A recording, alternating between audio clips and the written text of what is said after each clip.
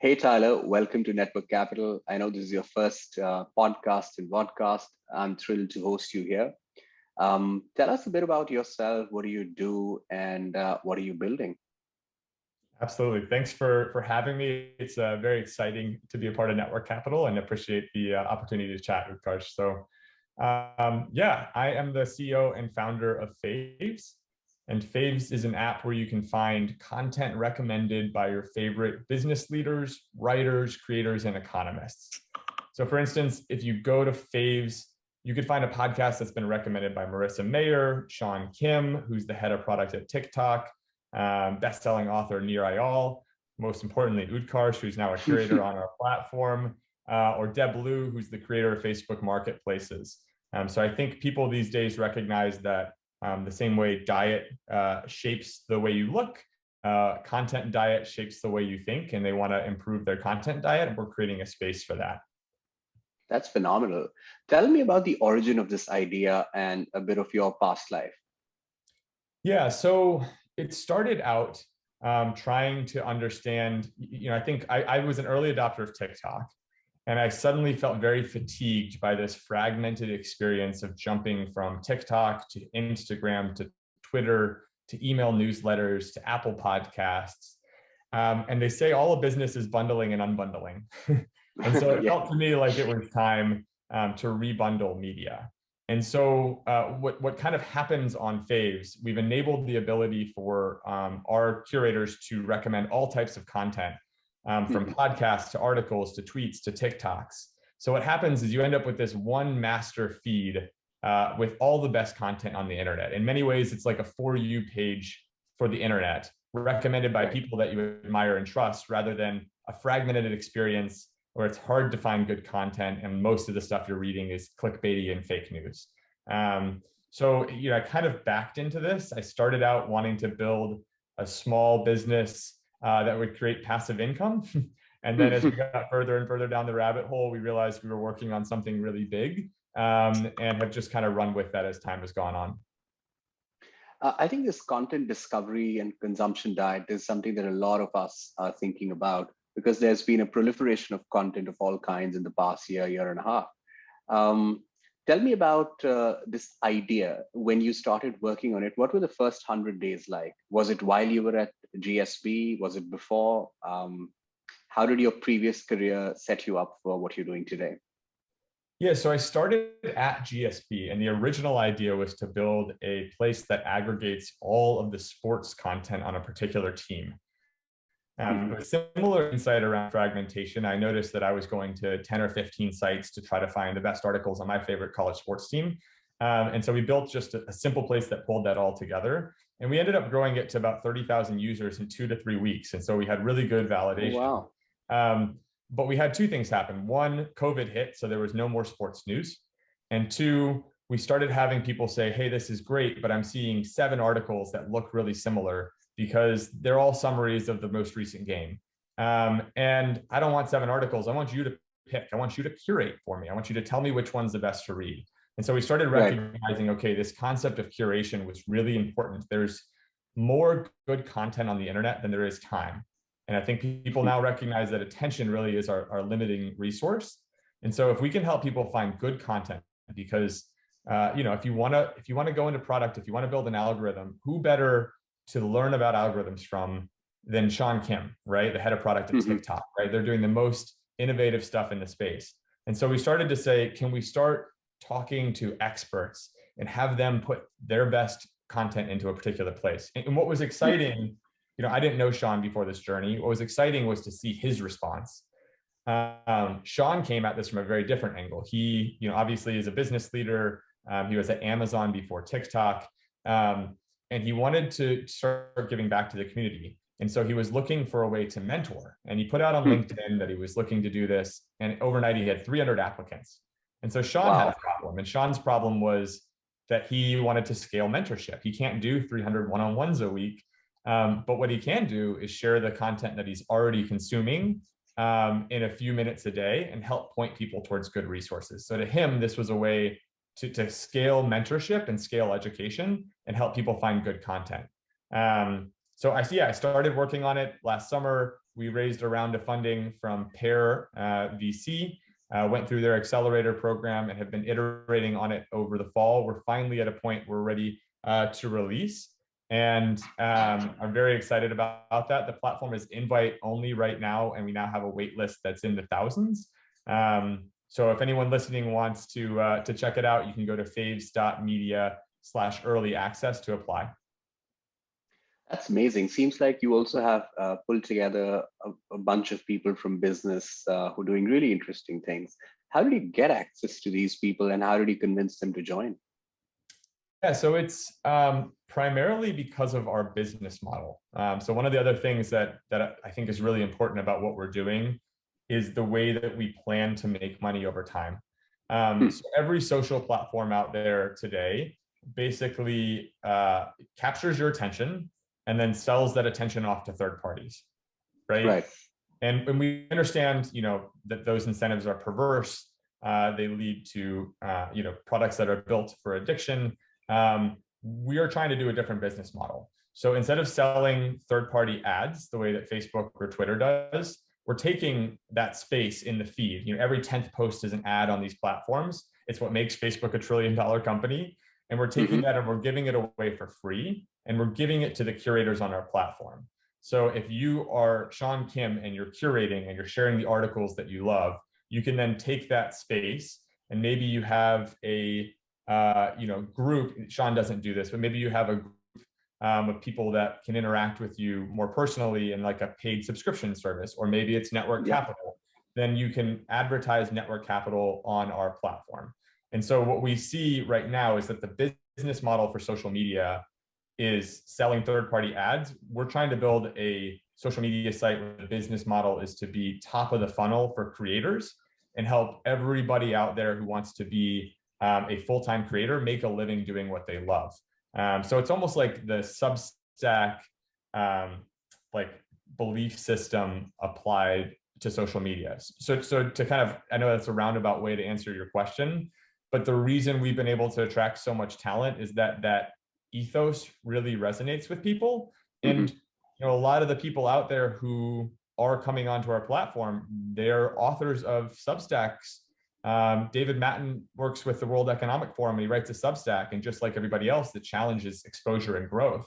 And so for him, it's like, look, I could be participating in this ecosystem rather than spending my time on Twitter. And in return, people are discovering my Substack and it's growing my newsletter. Like, why would I go anywhere else? That sounds interesting. Do you see Twitter or Facebook as competition, or are they essentially distribution channels for you? It depends. I don't see them as competition at this point. We're certainly not competition to them yet. We're very, very small potatoes, but hopefully that will change quickly. I think at the end of the day, everything on a phone is competing for your time a little bit. Like, who's going to create the best user experience?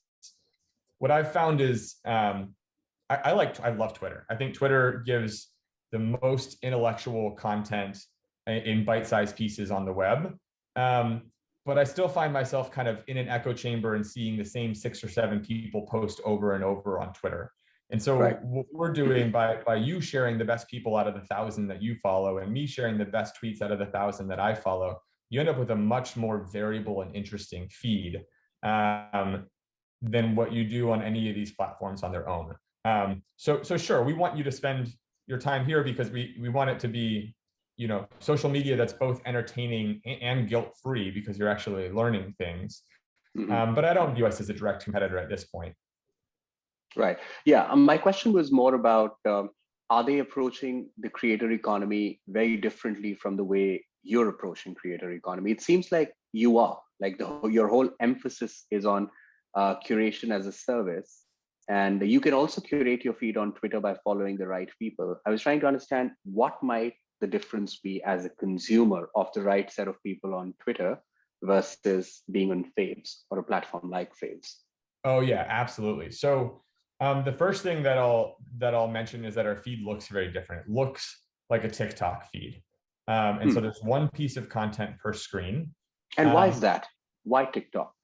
So it's a couple of things. One is, over time, you want to be able to show people what content they want to view. And one of the things Twitter has challenges with, there's some really fascinating articles out there by Eugene Wei, who I think is one of the smartest people. I really enjoy his writing. Yeah. He's amazing. He would be one of my dream curators. So we're starting to reach out to him soon to see if we can get him on Faves. So what TikTok, by virtue of having one piece of content per screen, can understand if you're interested in that particular content. Whereas on Twitter, if you see 8 tweets at the same time and you're scrolling, it's very hard for Twitter to understand whether you want to see more things like that or not. So it helps us serve better, more personalized content. But we can tell, okay, you're really interested in the stuff Sean's posting. You're not so interested in the stuff that I'm posting, right? So we're going to show you more of Sean's stuff. That helps a ton. I also think that just in general, fragmented attention is a pretty dangerous thing. And when you're looking at Twitter, there's so much stuff right there that I don't enjoy that experience as much. Whereas when you have something like Faves or TikTok, it's just one thing to look at. You like it, you don't like it, you go to the next thing. So I think it's a better user experience. The other piece of it is it allows us to build other features that nobody else has. So David Matten works with the World Economic Forum and is a curator on Faves. And he has this amazing British accent. And he will post a tweet, and then we have a feature where he can give 30 seconds of his take on the story that he records, and the audio plays right over it. You could never do that in a Twitter feed because you can't have 6 pieces of audio playing at the same time. We also have the ability for people to add GIFs on it. So it just ends up being a more engaging experience. And we can find you better content. We're building more of an interest graph than a social graph. So, the way to articulate this is, if I follow 1,000 people on Twitter, and I'm a power user, I'm following 0.0001% of the accounts on Twitter, which means that Twitter is making my feed up of the best stuff from 0.0001% of the content on Twitter. Right. There's so much good stuff out there that I'm missing. And I know I'm missing it because I go to Instagram and I see my friends posted on their stories. And I'm like, man, I should be following that person. I wish Twitter was figuring out how to build a better interest graph.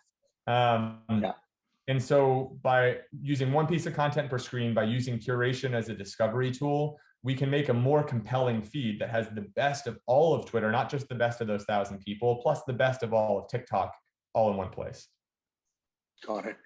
When you look at this entire social graph, and content discovery, so TikTok approaches it very differently from, say, Instagram, and that approaches it very differently from Twitter. Are you seeing generational differences across age groups? Are you observing Gen Z using content or discovering content differently versus millennials versus, say, older people? Candidly, I don't think it's generational. I think TikTok just does a better job. And I think the technology wasn't there when Twitter was developed or when Instagram was developed. They all used social graph as a proxy for interest graph, which was the best thing you could do at the time. The challenge for those companies switching from a social graph to an interest graph is you have all these legacy users that don't want that. They have built their feed to be extremely curated of the X number of people you follow. And if you change that core user experience and suddenly start showing them different things, you're going to upset those legacy users. But I think TikTok does a better job. So if you think about Twitter shows you the best tweets of 0.0001% of their platform, TikTok shows you the best videos for you of all the videos on TikTok. And so you end up with a more compelling feed. They're doing a better job of leveraging the content on the platform to create a compelling experience. And so a lot of what we're trying to do is say, okay, what can we learn from that? TikTok is very, very smart around the way that they build an interest graph. What can we learn from that? And what great content is there out there in the podcast or the article space or the tweet space or the meme space that's not being discovered because they're not doing discovery like TikTok? And one more note I'd like to put on that too, part of having a fragmented experience for discovery, articles and podcasts are really hard to build an interest graph for because the frequency with which people consume them is so much lower. So if I go on TikTok, in 30 minutes, I've scrolled through 100 pieces of content, and TikTok can build a pretty good profile and say, okay, this guy loves surfing videos. He likes watching bungee jumping because he doesn't have the courage to do it himself. So we're going to show more stuff like that. The challenge there is with long form content. It's very hard to build a recommendation engine, but by putting short and long form together, we can build a pretty strong interest graph and then do podcast and article recommendation better than anybody who just has podcast or articles, because we can tell from the tweets and TikToks you're looking at that you are curious about the creator economy. So we'll recommend podcasts about the creator economy. Right. I think that's really interesting.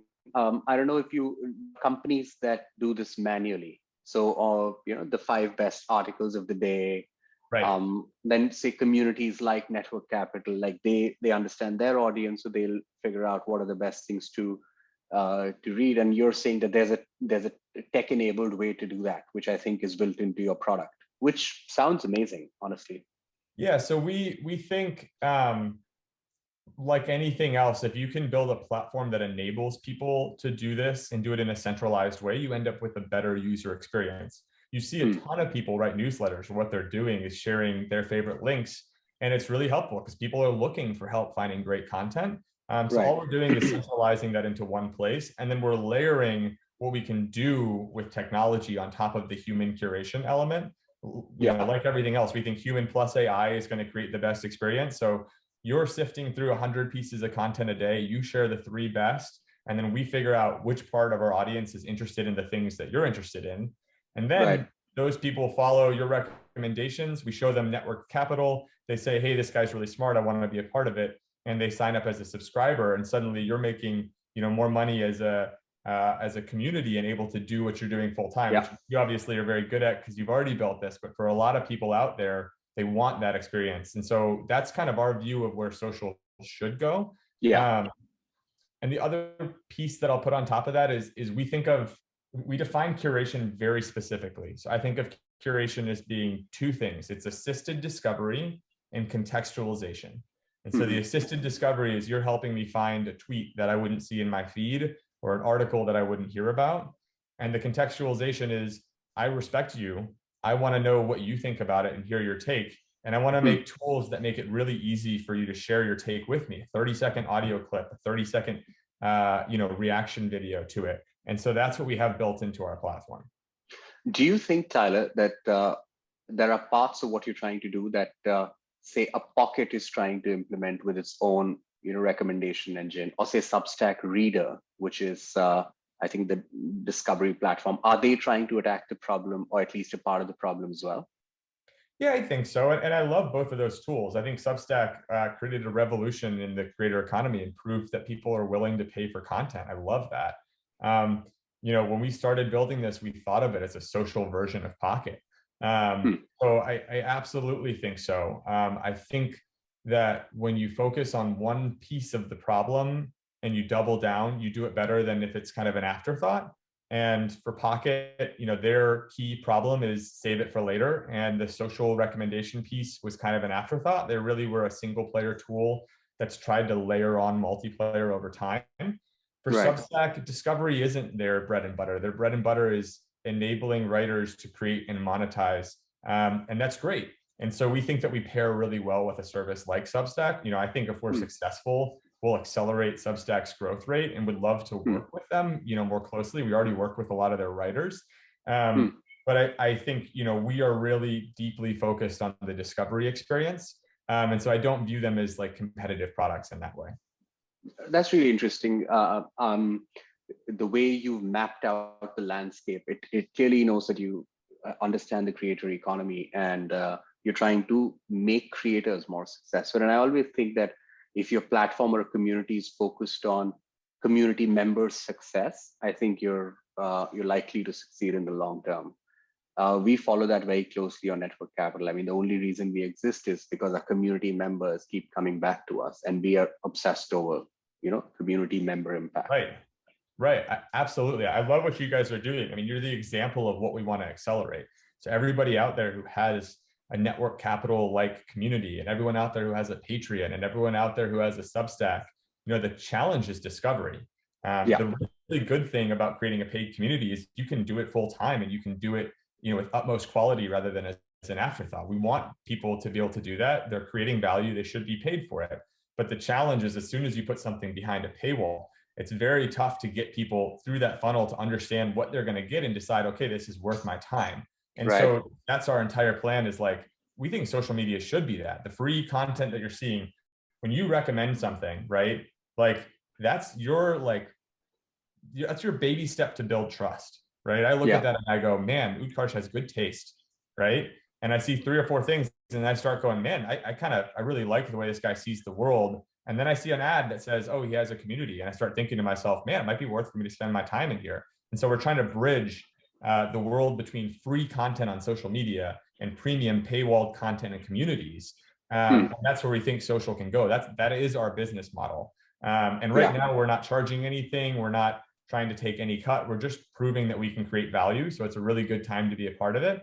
Later on down the road, if we're creating a ton of value and accelerating the growth of the creator economy, we'll figure out a way to monetize, whether it's the way Substack has by taking a small cut or whatever. But our main goal, or maybe charging the creators a small part, a monthly subscription. You can go down many ways. Yeah, I think that's right. I mean, I think it's an interesting piece. If I can look to you and say, through analytics, I can show you that you're getting 10 new community members, every week, and what the value of that is, and it enables you to do what you're doing full time. Like, yeah, you start looking at. I'll happily pay. I mean, I'm a subscription-based business. I love to support subscription-based business, but I really like the design principles of Faves.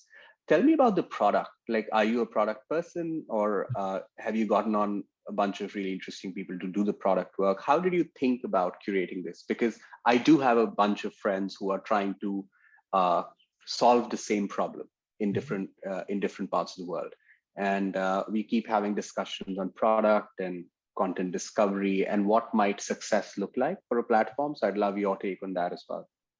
Yeah. So I am not a product person by training. I do have my MBA from Stanford and took a few classes there on product. And it is my second company, but my first company was in the physical product space. So it's my first time doing a digital platform. Candidly, I think you learn by doing. And so if I showed you screenshots of what our first gen looked like back in the fall, you would laugh at me and I'd laugh at myself too. But I brought on a really good team. We've got 2 engineers that are very, very sharp. A designer, full-time designer. Sean Kim is the head of product at TikTok. So I've tried to surround myself with really smart people that are good at product. Probably the biggest lesson that I've learned through that process is don't over-innovate. There were too many things at the beginning that I was trying to change, and it just creates this very unfamiliar user experience. I think the best product tips are take an existing experience that people understand and only change the parts of it that really drive new value. Right. And that's what we kind of had to do. We decided, look, we're going to build an interface that looks very familiar to people. The tabs look very familiar to people. And we're going to start there. And we're just going to change the pieces that really drive value. And that's when we've kind of like had things pull together. I think if you get on the product, the response has been very positive. It looks similar to an Instagram story with more features. It looks kind of similar to TikTok, but the content that you're seeing is much more highly intellectual. And so it's almost like a TikTok for learning type experience. And I love that. Yeah, me too. Tyler, I've observed about invite-only communities that enabling the same kind of people to keep coming is a challenge. Like the first 10,000 network capital people are very different from the next 10,000 and the next 10,000. So how do you look at scale, and do you look at scale at all? And what might Faves plus 3 years look like for you? So we're not thinking about scale a ton at this moment. I truly believe success comes from relentless focus. And our relentless focus right now is getting the product right and getting the right people on the product to make a great early experience. With that said, I think what we're doing will scale really well. I think one of the challenges that Clubhouse had in scaling is that their initial user experience was built around interaction, and interaction doesn't scale nearly as well as content consumption. And so if Marissa is recommending an awesome podcast on here, I'll go listen to it now. Right, exactly. And that scales really well. if the value of Clubhouse in the early days was being in a room with 4 people that included Ashton Kutcher, and now you're in a room with 10,000 people that included Ashton Kutcher, that's very, very different. And so I think what we're doing will scale very well. The reason that we've decided to pursue invite only, one, we want to make sure that we can control the speed at which adoption occurs, because we want to make sure the product's right before we let too many people in the front door. And so for us, it's really, we have, as I mentioned, thousands of people on our wait list right now. And we're going to— Great job, by the way. I mean, it's amazing that you already have a huge waiting list. Thank you. It's been exciting. I think the cool thing is we're driving value for creators. And so creators are telling their audience about it, right? We have people on Substack that go out and say, hey, I'm now part of Faves. And it's me and, Marissa Mayer that are sharing our favorite content. If you want to see what I'm reading, check it out. And they're excited about that because they get to interact with their fans in a new way and they get to acquire new users. So I don't know. I think startups in the early days are just all about finding a way to create value for people. And we figured out how to do that with our business model. So yeah, I think it will scale. There will obviously be bumps along the way, but we just want to make sure the product is really— That's the part of the adventure. And without bumps, it's not fun, right? Yeah. It is. That's right. Awesome. Tyler, any parting advice for people innovating in the content discovery space, or is just any surprising nuggets that you've stumbled upon while building it? Optimize for speed and just keep going. I think there were so many moments. It now feels like things are coming together, and we've built a lot of excitement, enthusiasm, and our analytics are starting to look good. But there were, almost a year of time where every one of my friends thought I was crazy for doing this, coming out of an MBA where I could get a job at these other places, and the product looked like crap, and people who got in it didn't like it. And I think what I tell people often is like, you have to build the bad product to build a mediocre product, to build a good product, to build a great product. And you don't start seeing the results until you get to the tipping point of like, oh, what I'm doing is better than the alternative for where someone spends their time, which meant for us, there was a lot of just work really hard, put something out there, crash and burn, work really hard, put something out there a little better, crash and burn. And then finally you get to this point where it tips. So I think, part of it's just keep going. I think there's a lot of cool stuff to be built. The adventure is part of the fun, and the lessons you learn about being able to push a boulder up a hill and manage your own energy when you're not getting immediate positive feedback. I think those are really good personal lessons that enable growth too. Yeah. I find a lot of hope in what Reid Hoffman says, that if you're not embarrassed by the first iteration of your product, you launch too late. That's the fun quote. Yeah. Yeah, I totally agree with that. So yeah, 100%. But Tyler, this has been so much fun. I wish Faves lots of success. And this podcast is going to be listened by loads and loads of Network Capital members and all around the world. And I look forward to meeting you soon. Hopefully when the world opens up, it'll be good to grab coffee. That would be wonderful. I'll put one more plug in here that if you want to get on the wait list, go to faves.media/early access. And if you want to apply to be a curator, go to faves.media/application. I think, can you put both of those in the show notes? Absolutely. We'll do that. And we'll actually plan to send it out to all our community members via email and our other platforms, networkcapital.tv. So I think you should expect to hear from many of us. Great. Awesome. Well, I really appreciate the time. It's an awesome community that you've built. I'm excited to be a part of it. It's likewise. I love what you're building, and I can't wait to see you scale and soar. Cheers, Tyler. This has been fun.